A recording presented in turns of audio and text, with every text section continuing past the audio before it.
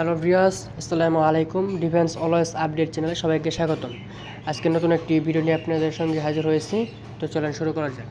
বাংলাদেশ রেলের নতুন নিয়োগ বিজ্ঞপ্তি, 338 পদে বাংলাদেশ রেলের নিয়োগ বিজ্ঞপ্তি।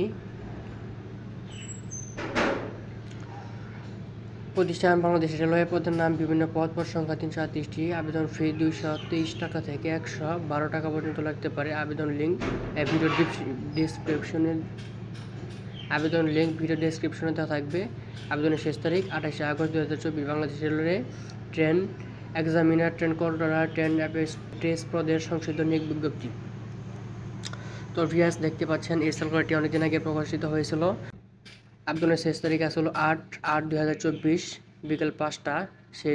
জমা দেওয়ার শেষ তারিখ আসল।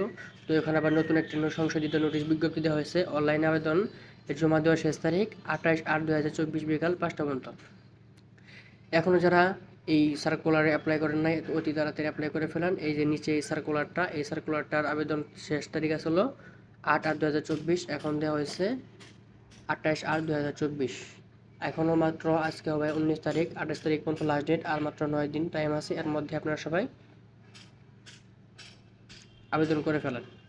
ভিডিওটা যদি ভালো লাগে অবশ্যই সাবস্ক্রাইব করবেন এবং অন্যদিকে দেখার সুযোগ করে দেবেন।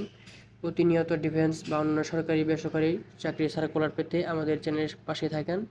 সবাই ভালো থাকেন, সুস্থ থাকেন। আসসালামু আলাইকুম।